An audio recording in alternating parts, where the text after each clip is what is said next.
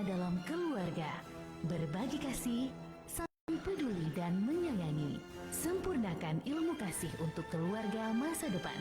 Bahagia hingga menuju surga. Bersama Keluarga Sakinah.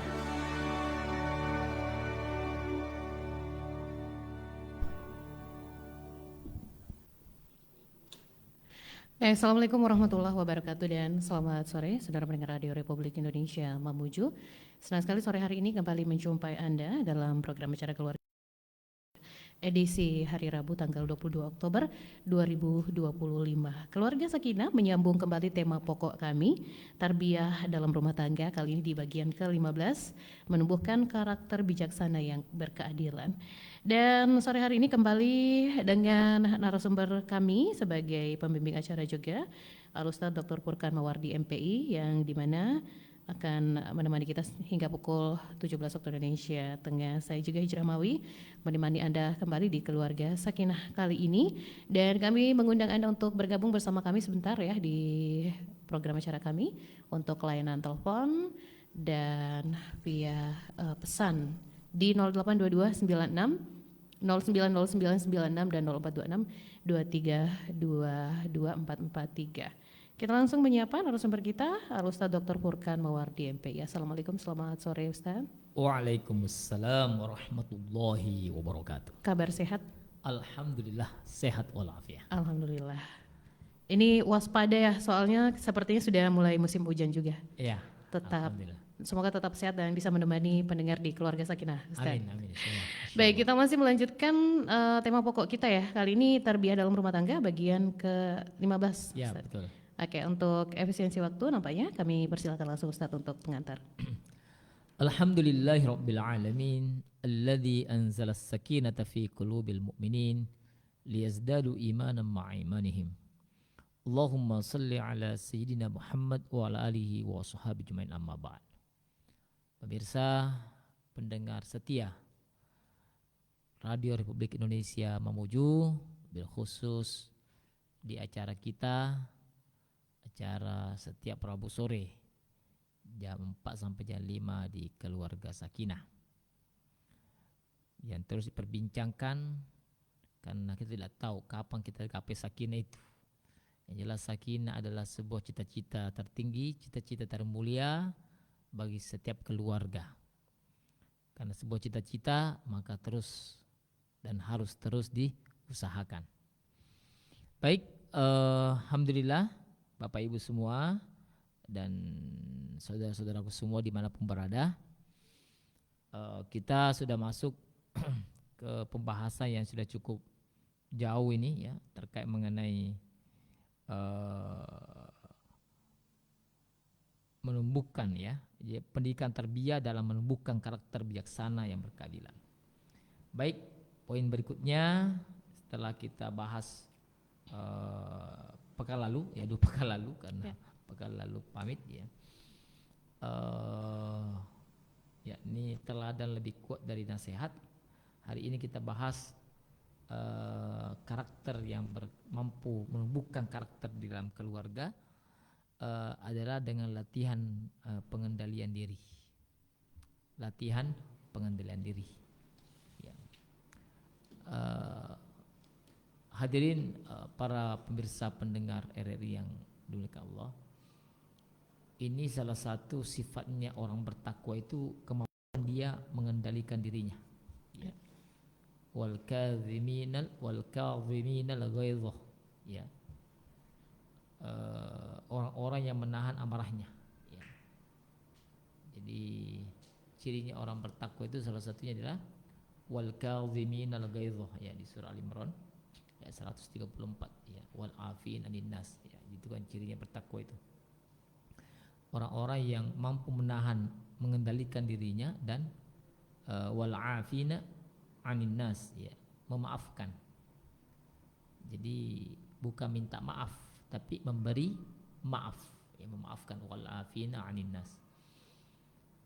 Pemirsa Bapak-bapak yang bahagia, jadi menahan diri, mengendalikan diri ini adalah bagian salah satu sifat yang mesti kita miliki di dalam kita membingkai bahtera rumah tangga kita, terutama dalam hal menumbuhkan karakter bijaksana yang berkeadilan.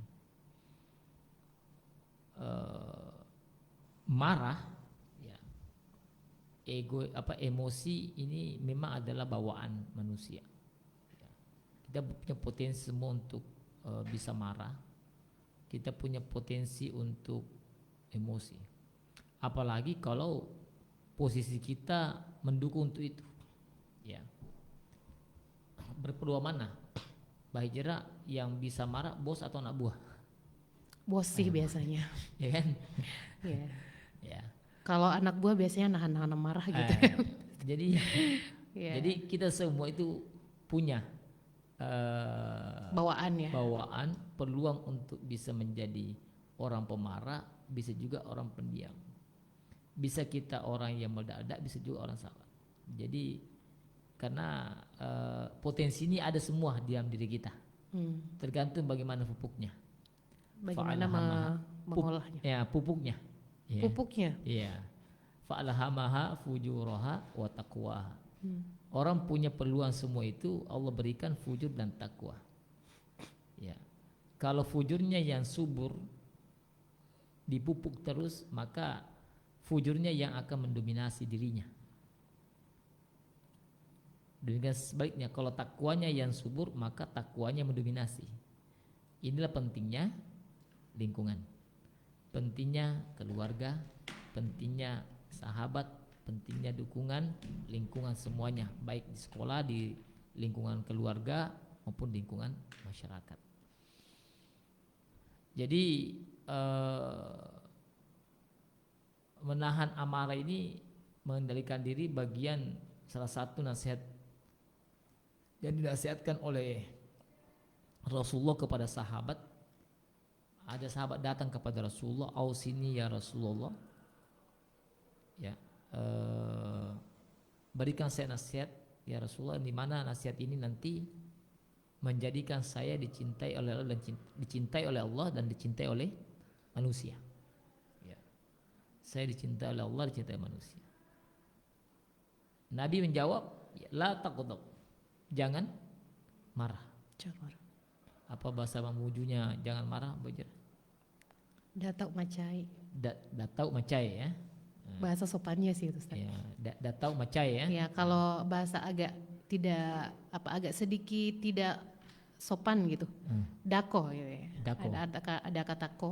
Oh, dako. Ciri khas orang Sulawesi. Da itu artinya enggak. Ya, dako ya. Macai ya, macai. Macai ya. Macai ya. Dako macai ya. Ya. Ya. Ya, dako macai, betul ya, macai. Macai itu kan marah ya. Iya. Dako macai. Kalau Bugis kan aja macai ya. Dako ya, dako macai. Jangan marah. Kemudian bertanya lagi, farad dan miraran, pertanyaan ini sahabat berulang lagi. Apalagi ya Rasulullah? Ya, Rasulullah menjawab dengan jawaban yang sama dengan jawaban pertama. La taghdab, ya, daku macai ya. Dako macai. Jangan marah. Ya. Artinya kau akan dicintai oleh Allah, dicintai manusia ketika Anda mampu mengendalikan kau punya amarah. Ya. Nah, kita bapak-bapak semua hadirin, itu kan memang selalu diuji kita. Yang mana potensi kita bisa marah. Coba kita buka di Al-Quran itu. Ada itu di surah Al-Baqarah 155. Ya. 5 hal itu yang Allah pasti menguji kita. Ya. A'udzubillahi minasyaitonirrajim. Walanabluwannakum bisyai'im minal khauf wal ju' wa naqsim minal amwal wal anfus wath thamarat wa basyiris sabirin. Ada 5 itu, bapak-bapak, ibu-ibu semua pendengar yang bahagia, yang Allah katakan walanabluwannakum, bahwa kalian itu semuanya, karena itu kalimatnya kum ya, kalian semua akan diuji dengan beberapa sesuatu. Al-khauf, takut. Al-ju', lapar, kekurangan makanan. Wa naqsi minal amwal, kurangnya harta. Wal anfus, jiwa. Was thamarat, dan buah-buahan. Buah-buahan di sini masanya, jadi saya tidak bahas 5-5-nya, satu saja, yakni Yang mana paling potensial ujian di sini kita bisa marah dan tidak mampu mengendalikan emosi. Takut, khawatir itu pasti kita diuji. Khawatir kita, ya kan? Termasuk saya kesini tadi khawatir bisa sampai atau tidak ini. Ya kan? Saya aja nembus Ustadz dengan bahasa kuyup gitu. Apalagi sejak jembatan ditutup itu kan. Iya, mesti muter-muter dulu ya. Muter-muter dulu. Kalau mau motor kan masih bisa apa? Nembus ya nyelip. Kalau mobil ya sudah macet ya udah stuck. Khawatir ya ini sampai itu tidak ini ya. Ini khawatir kita bisa nggak ini yang sampai terlambat, khawatir. Kita punya anak khawatir juga kan. Ini anakku nanti ini jadi nanti ini ya gitu. Di rumah kan selalu ada khawatiran ya. Dan itu memang Allah sebutkan memang dalam Al-Quran bahwa manusia akan diuji, salah satunya adalah khawatiran, rasa takut ya. Termasuk nih pemirsa semua nih petugas di RRI ini kan khawatir ini kalau secara langsung bagus sih sinyalnya ini bagus sih. Ya. Alju lapar ya, wa naqsim minal amwal ya, harta itu kan berputar ya. Orang berdagang, berniaga atau apapun itu selalu kadang naik kadang turun. Wa naqsim wal anfus, jiwa ya. Kematian itu pasti. Ya pasti bapak-bapak kematian itu pasti. Jadi kita yang suami istri ini dua jitu. Kalau bukan pasangan kita yang mendahului, kita yang mendahulunya. Ya kan? Dua jitu bapak-bapak, istri tak itu di rumah dua ji. Kalau bukan dia dulu, ya kita lebih mendahului. Begitu ibu-ibu, ya bapak tak di rumah, suami tak bagaimana cinta tak sama suami, ya dua ji itu. Kalau bukan dia duluan, ya kita lebih duluan. Ya kalau bukan dia duluan, ya kita yang mendahului. Ya. Bersamaan bisa nggak? Ya ada yang tapi rezeki mungkin gitu.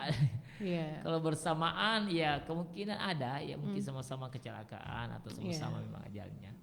Dan memang ada juga suaminya, pasangannya meninggal sore pagi, ya, betul. Dia menyusul sorenya. Saya punya sepupu itu hanya bermain 2 hari kayaknya, 2 atau 3 hari. Ada yang selang sehari juga ada. Ya, ada yang kalau saya jamaah beritahu ketika saya bahas tentang kematian, ada yang pulang dikuburkan istrinya, ya tidak enak perasaan suaminya meninggal juga di hari yang sama.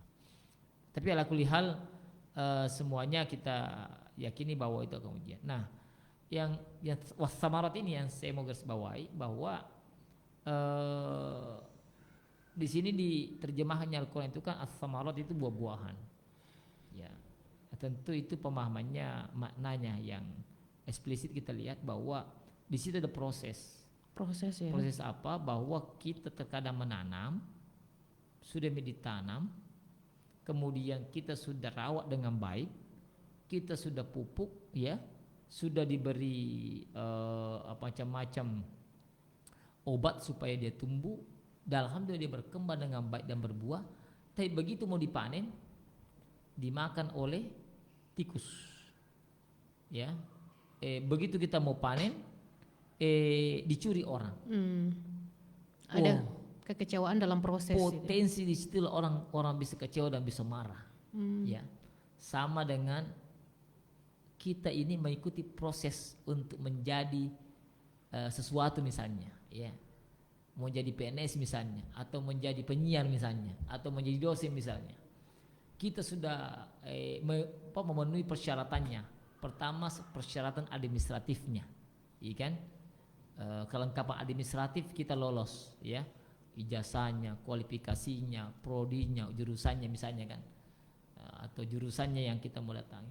Kemudian tes tulis kita juga mampu menjawab dengan baik. Tes lisan pun demikian, ya.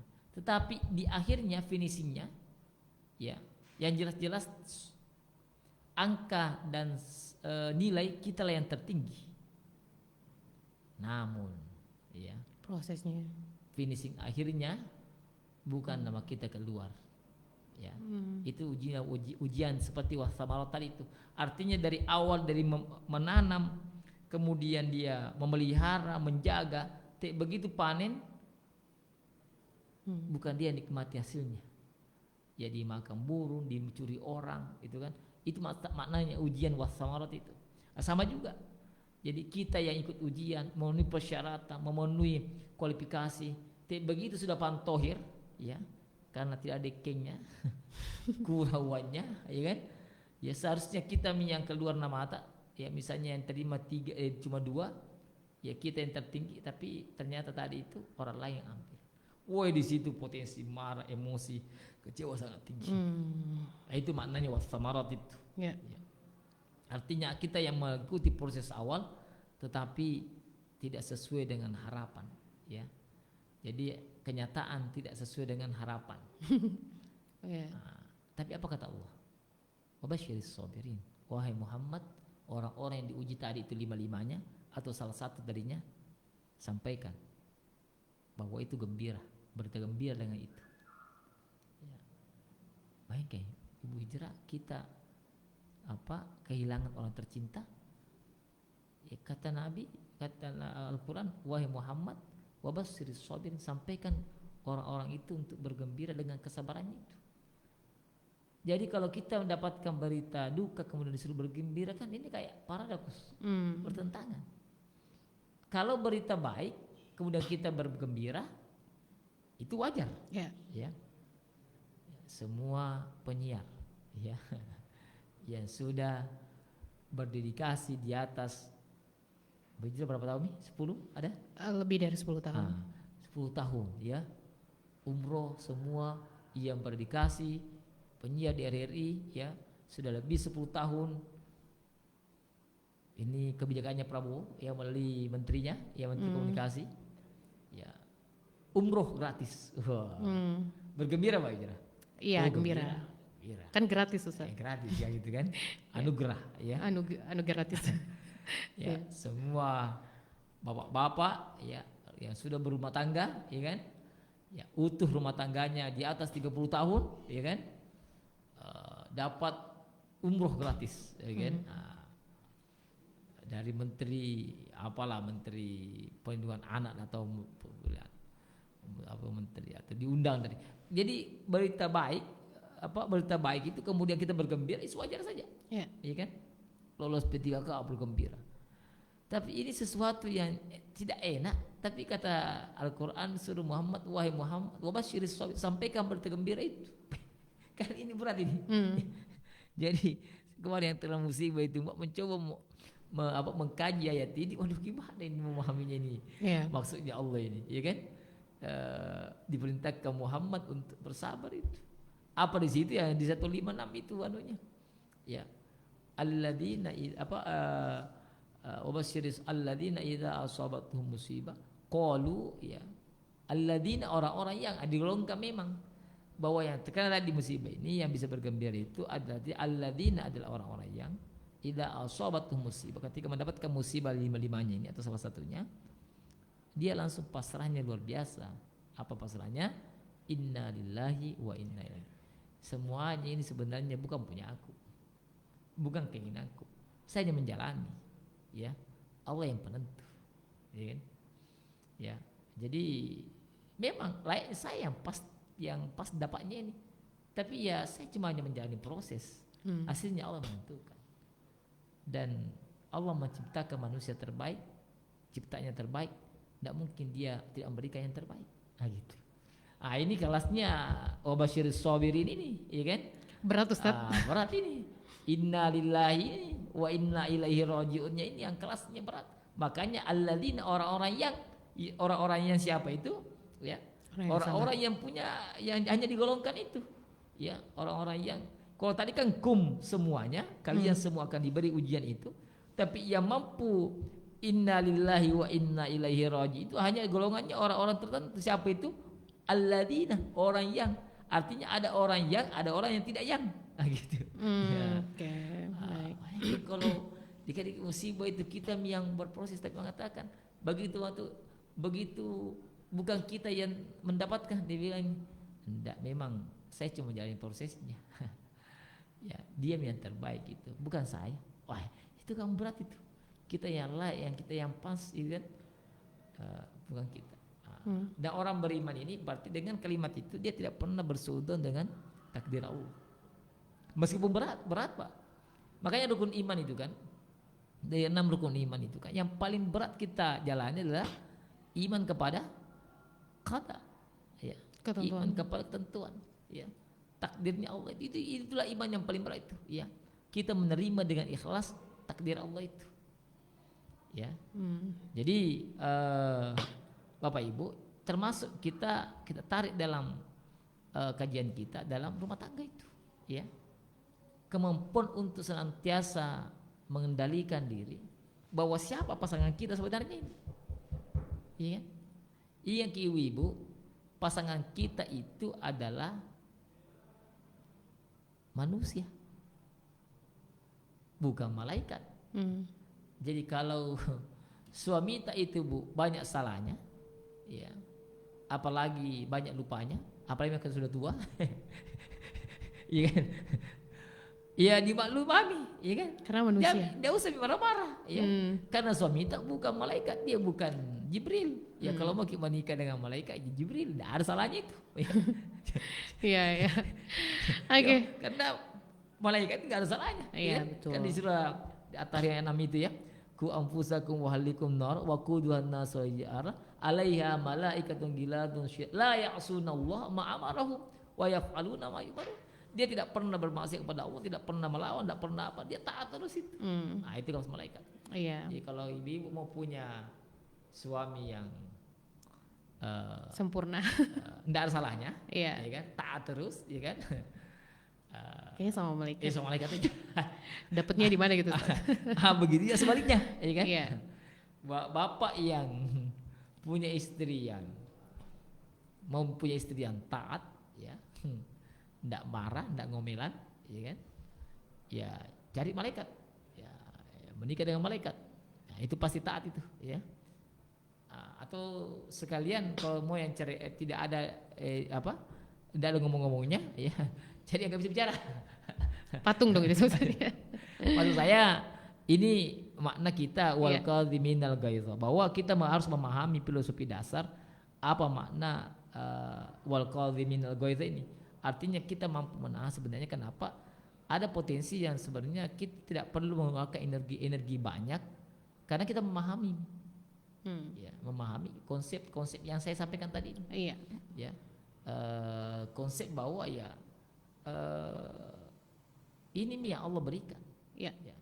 Mampu nggak kita ini kepasrahan total bahwa ini adalah maunya Allah, ya. Iya. Kalau orang Jawa mengatakan, wes sekarang mau Gusti, ya kan? Wes sekarang itu kan kalau terserah. Ya wes maumu apa ya Allah? Iya. Ya, ini maumu, ya. Kata yang lagi viral tuh Yaimin katanya kita cuman wayang. Wayang. Dalangnya Allah SWT gitu. Jadi kita, ya betul. Tapi kan karena ini kan teori ini kadang kita tahu tapi kan agak berat ketika berat menerimanya, ya. Termasuk yang membicarakan ini. Baik Ustadz, kita sudah diserbu pertanyaan. Ustadz. Ya, ada ini banyak sekali. Saya mungkin pilih-pilih ya. Dari Wahyuni terima kasih sudah bergabung. Ana juga. Saya mungkin ke Ana. Tantangan terbesar yang sering dihadapi oleh keluarga modern saat ini ketika berusaha menerapkan prinsip bijaksana dan berkeadilan. Apa yang harus dilakukan? Oke. Satu, belajar. Itu selalu saya tekankan, ya. Pertanyaannya bagus, ya. Jadi problem segala kehidupan itu kita perlu belajar, ya. Termasuk ini makna tadi yang kita bahas ini, wal kadhiminal ghaidh, mampu menahan diri itu kan kita perlu belajar, ya. Terkait konsep jodoh, ya kan. Siapa sih yang Allah berikan kita ini? Karena kan kita selalu mau yang terbaik. Allah berikan kamu itu yang terbaik. Siapa itu? Kalau kau punya suami, punya istri, bersyukur itu. Kenapa? Allah sudah memberikan. Jadi sekian banyak orang kasihan itu masih jomblo. Ya, ya. Ini konsep syukur ya. Konsep semua yang dipahami itu dasar. Istilahnya ya daripada gitu ya. eh, ada orang kasihan justru sudah menikah ya meninggal ya, ya terkasihnya. Ya. Jadi pertama adalah orang menikah itu tidak boleh berhenti belajar. Ya, tidak boleh belajar. Budaya Iqra itu harus terus teraktualkan, ya, karena setiap tahapan kehidupan. Bagaimana kita mau memahami tentang konsep berkeadilan rumah tangga kalau kita tidak pahami apa itu adil, Ya. gitu kan? Berarti belajar dulu ya Ustaz Iya, ya. belajar dulu. Jadi ikut kajian-kajian parenting, ikut kajian-kajian keluarga, ya. Termasuk di keluarga Sakinah. Termasuk di keluarga Sakinah ya, tidak payah Rabu, jam 4 sampai jam 5 sore bersama Hijrah Mawi. Oke, silakan. Ada penelpon yang sudah bergabung, Ustaz. Oke, Kita silakan. menyapa dulu. Assalamualaikum. Waalaikumsalam, Baila. Baik. Selamat sore Bapak Salman. Iya. Langsung saja. Ustaz. Waalaikumsalam warahmatullahi wabarakatuh. Ye. Alhamdulillahirabbil alamin. Kita bisa bersua lagi Pak Ustaz ini. Iya, alhamdulillah, iya, alhamdulillah. Artinya menarik tema Ustaz hari ini apa yang disampaikan. Sebetulnya yang terjadi ini kita tidak bisa menerima itu ketika ada sesuatu yang terjadi sama kita, karena itu terjadi yang seperti itu karena keakuan. Iya. Ya, keakuan saya. Padahal dalam itu kan jelas bahwa sesuatu yang terjadi semua kehendaknya. Iya. Nah itu yang kurang kita pahami tentang itu. Iya. Nah itu kan ada ayat la haula quwata illa billah. Ini yang tidak perlu dijabarkan secara utuh. Iya, betul. Apa itu la haula quwata illa billah? Cuma kita bisa lafalkan tapi tidak bisa maknai dalam kehidupan kita, keseharian kita. Iya, betul. Artinya Pak Ustaz, ketika kita masuk pada tingkatan hakikat, mungkin ya beda dengan ketika kita menyampaikan secara syariat atau iya, betul. syariat, mungkin ada beda. Tapi kan yang rata-rata kita ajarkan hari ini kan syariat, bagaimana mengenali perbedaan baik dan buruk. Iya. Hukum kita belajar hukum yang kita amalkan hari ini. Tapi ketika kita masuk pada hakikat, kepada tarekat, syariat, tarekat ini kan sudah makrifat, ya. Makrifat. Ya, tertinggi makrifat. Nah, ini artinya Pak Ustadz, ketika kita bicara hal ini, kenapa terjadi itu? Karena banyak juga sekarang ini terjadi adalah komersialisasi agama. Minta maaf Pak Ustadz ini, mohon dikoreksi kalau saya salah. Iya. Jadi pertanyaannya Ustadz, ini kan pertanyaannya simpel. Itu dalam agama itu kan ada yang dikatakan ada wajib, ada sunat. Iya. Yang mana harus didahulukan sunat dan wajib. Iya. Nah, terjadi hari ini Ustaz, minta maaf ini sekali lagi siapa benar saya minta maaf. Iya. Ini sering terjadi. Contoh kecil, ini kan haji, itu kan wajib hukumnya. Kendati pun ya dalam tanda kutip orang mampu. Iya. Nah, sekarang yang terjadi Pak Ustaz, itu kan di mana-mana umrah sunat.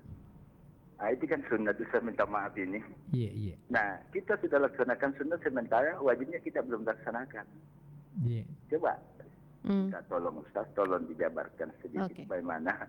Apakah saya yang keliru? Tolong dikoreksi Ustaz, karena jangan sampai ini menjadi penyesatan. Saya minta maaf, sekali lagi saya minta maaf. Iya.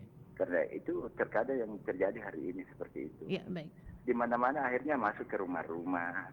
Kapan mau umrah? Ya ada travel begini, murah begini. Ini kan promosi sementara. Dalam agama itu adalah tidak bisa dipaksa. Oke.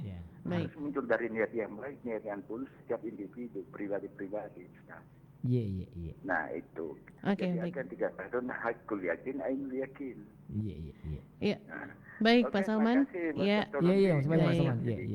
supaya menjadi pencerahan buat kami secara pribadi. Insya Allah mudah-mudahan kita tetap dilindungi oleh Allah. Amin. Terima kasih Bapak Salman. Assalamualaikum warahmatullahi wabarakatuh. Waalaikumsalam warahmatullahi wabarakatuh. Agak melenceng mungkin dari tema ya Ustaz. Sunnah dan wajib soal haji dan umroh gitu. Iya. Kalau saya melihat, ya banyak Pak Salman atas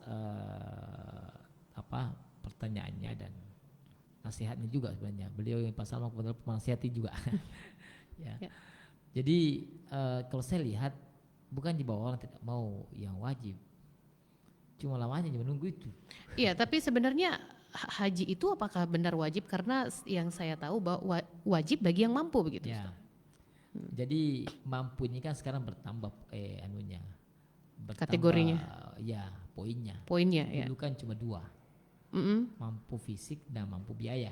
Ya, sekarang mampu menunggu ya. Ah. Jadi mampu itu kan istita'ah, ya kan. Jadi istita'ah itu kan artinya mampu uang. Mm-mm. Ya mampu uang silakan. Tapi kalau nggak mampu fisik bagaimana? Ya. Mampu fisik digagadoi, ya kan. No fulus kan juga tidak bisa. Nah sekarang badan kuat, uang banyak, tapi kan ada kuota, tidak mampu juga. Tidak ada kesempatan, belum ada Jadi, kesempatan. Di sini kaidahnya bukan bahwa mendahulukan sunnah daripada wajib. Saya yakin orang yang mau umroh itu saat ini, saja dia mau haji, cuma karena 20 sampai 30 tahun, apalagi yang orang tua ya. Saya punya keluarga begitu. Sepertinya saya tidak dapat mbak ini kalau butuh bisa mati mbak ini. Berdasarkan perakiraan manusia ya. Daripada saya tidak ada sama sekali, ya. Mending umroh. Diambillah umroh di bawahnya sedikit ya. Mala yudraku kullu la yutraku kullu. Kaidahnya kan begitu. Ada mungkin istilahnya pergeseran nilai di antara keduanya. Kalau saya lebih kepada ini kasih orang mau naik haji cuma karena antriannya masih cukup lama, ya daripada tidak bisa haji wajibnya, ya minimal saya tunaikan yang sunnahnya. Ya. Mala yudraku kullu la yutraku kullu. Ketika kita tidak bisa melaksanakan sesuatu itu secara totalitas, secara full, maka jangan meninggalkan semuanya. Gitu. Ya, kesannya untuk hukum yang itu menjadi fleksibel untuk sekarang ya Ustadz, menyesuaikan zaman. Kalau kondisi saat ini ya haji itu, maka saya sependapat itu beberapa ulama itu bahwa orang Indonesia untuk saat ini tidak wajib haji. Kenapa? Tidak masuk kategori. Kenapa? Sudah sangat tidak masuk akal sampai 30 tahun dan seterusnya dan sebagainya kan. Jadi apalagi yang baru-baru ini ya, jual beli kuota gitu kan.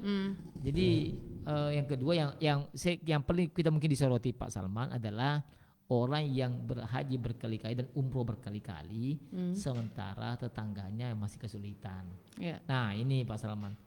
Jadi saya tidak mempistifiskan, mentabrakkan antara haji dan umroh, tapi lebih kepada orang yang umroh berkali-kali, ya sifatnya sunnah, tetapi mengayomi tetangga, ya mengayomi fakir miskin itu yang wajib. Mungkin ini yang pas. Ya.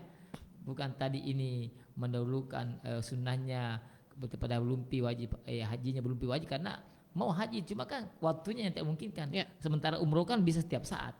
Nah kalau saya lebih kepada, kalau tadi melihat fenomena, pembacaan fenomenanya Pak Salman, saya lebih kepada itu juga sebenarnya, fenomena bahwa ada kewajiban yang lebih kita berikan, ya menyantuni fakir miskin, ya ada tetangga yang belum sekolah anaknya, ada yang susah makan dan seterusnya, sementara kita merasa nikmat beribadah, ya yang sifatnya tadi sunnah yang umroh ini itu setiap tahun ke sana, ya kan? Dengan dalih saya merasa nyaman beribadah, ya nikmat beribadah. Ingat Bapak Ibu, ya kita di sebelah ketika ada tetangga yang kesulitan itu jauh lebih utama. Inilah yang diwajib. Kalau tadi diasumsikan, tadi difistifiskan ini, maka itulah lebih utama. Yang melaksanakan kewajiban itu menyantuni orang-orang lebih susah. Baik. Ustadz, kita tersisa sekitar 9-10 menit ke depan, mungkin bisa menjawab pertanyaan lebih singkat ya. Ini kita masih diserbu ya sama pertanyaan dari teman-teman kita. Ada Nur Milasari, bagaimana jika keadilan bertentangan dengan kepentingan pribadi? Apa yang sebaiknya dilakukan? Baik, ketika keadilan itu lebih maslahat untuk orang banyak, jangan kita ego untuk diri sendiri. Gitu. Ingat, benar itu tidak selamanya kita pertahankan. Ya.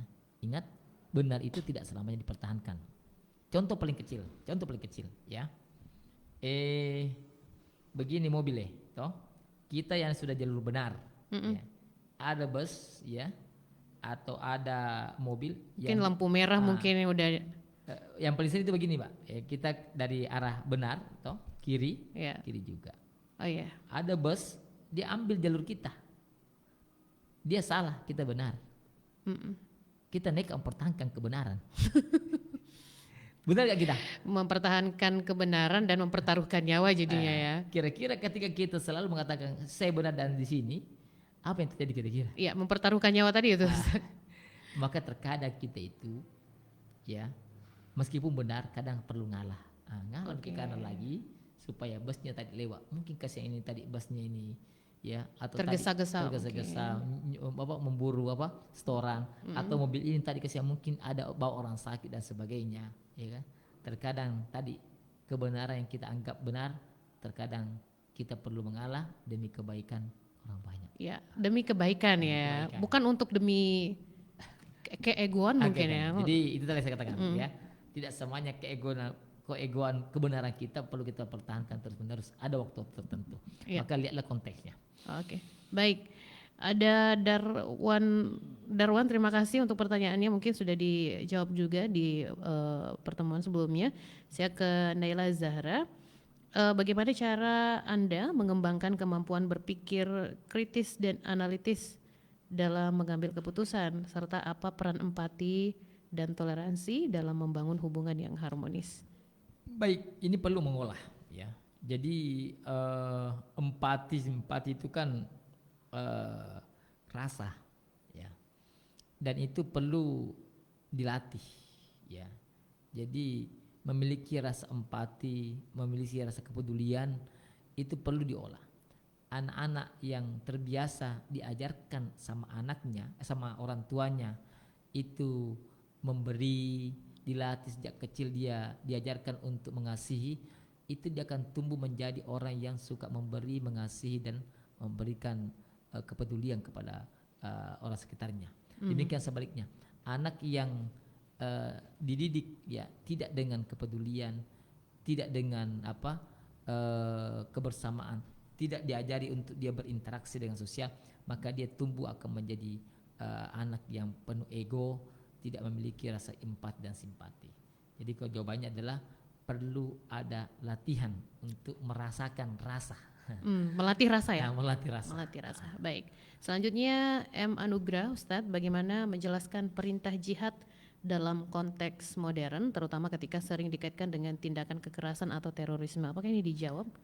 Mungkin ya, saya jawab ya. Jihad itu bersungguh-sungguh dan jihad itu membawa kepada kebaikan. Ketika jihad dibawa kepada keburukan, itu bukan jihad, ya, tapi itu jahat. Oh, baik. Oh ya, jihad betul. itu coba lihat kita konteks sejarah. Jihadnya Nabi itu kan membawa kebaikan, membawa perubahan, ya. Tapi ketika jihad itu justru membawa kepada keburukan, itu bukan jihad namanya. Jahat. Itu Jahat. Oke. Baik. Dia hanya memperkosa istilah baik, ya, istilah jihad, kemudian diambilnya bahasa itu, padahal sebenarnya dia berbuat jahat sebenarnya. Oke, menyalahgunakan Jihad berpahala, jahat. Ya. Kalau jihad berpahala, berarti kalau jahat Apa itu? ya berdosa. Berdosa ya.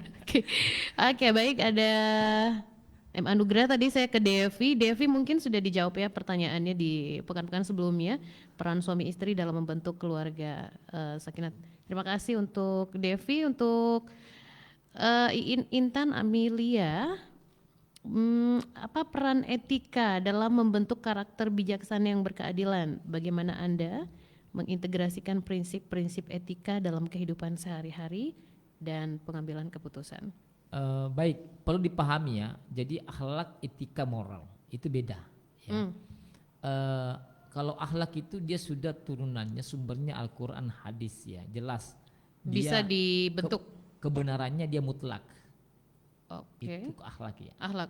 Kalau etika itu kebenarannya temporal. Ya.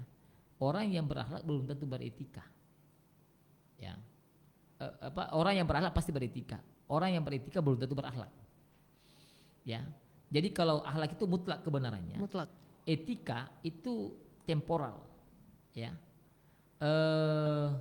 Kita orang yang dikatakan berakhlak itu bagi perempuan ketika dia menutup aurat.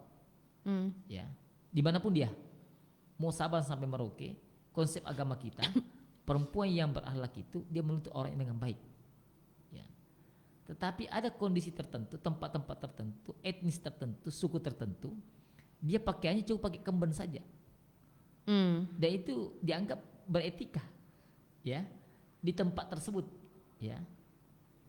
Ya, ada perempuan cukup pakaian begini ketika kegiatan-kegiatan sakral budayanya, ya perempuannya cukup pakai kemben, dan itu dianggap sebuah budaya yang sudah beretika kelas itu. Tapi ketika dia dibawa keluar, ya kan, ya di tempat tertentu itu tidak beretika. Kenapa? Ya etikanya dia sifatnya temporal, dia sifatnya komunal, yang di kondisi tertentu saja, tidak menyeluruh. Tapi ketika akhlak itu menyeluruh. Kenapa? Sumbernya jelas, sumbernya menyeluruh. Ya, baik. Baik Ustadz, ini pertanyaan berikutnya nampaknya senada, mungkin kita bisa baca dulu ya. Fajri, peran ekonomi dan tanggung jawab finansial dalam keluarga sakinah. Fadila, apa hubungan antara keluarga sakinah dan keharmonisan rumah tangga? Kemudian Yusna, bagaimana cara menumbuhkan karakter bijaksana yang berkeadilan menurut ajaran Islam? Sepertinya juga sudah dijawab. Dalam konteks keluarga sakinah, bagaimana keadilan ditetapkan ketika muncul konflik atau perbedaan pendapat? Tadi juga ini senada ya pertanyaannya. Mungkin ada yang diantaranya mungkin dijawab Ustadz atau disimpulkan? Yang terakhir tadi itu, ya, menumbuhkan keadilan dan rumah tangga, ya salah satunya adalah kemampuan kita, wal kadhimin al ghaidh. Kita belum selesai nih Mbak Hijrah ya, terkait menumbuhkan karakter. Latihan pengendalian diri. Insya Allah kita akan next kan ya. Jadi model-model pengendalian diri yang perlu dimiliki oleh setiap kita dalam rumah tangga. Jadi ini dilatih. Pengendalian diri ini jangankan hanya mengendalikan diri secara hati, ya. Pengendalian diri kan hati ya. Fisik saja itu perlu latihan. Ya. Anak-anak latihan ini ya. Seperti kalau di MPS itu kan tapak suci, untuk dia bisa menjadi seorang yang pandai bersilat, ya kan, itu perlu latihan. Ini sifatnya fisik, ya. Apalagi yang hati, perlu juga latihan. Setiap saat sepertinya kalau hati ya. Dan ada ilmunya, ada teorinya. Kita belajar, insya Allah pekan depan di Oke. Baik Ustadz, kali ini nampaknya kita juga harus pamit dari keluarga sakinah. Mungkin ada kesimpulan atau pesan yang baik. Kesimpulan sementara dalam menumbuhkan tarbiyah pembahasan kita yang ke-15 ini, yakni latihan mengendalikan diri. Pak Ibu, diri kita ini Allah berikan banyak potensi, dan juga banyak ujiannya.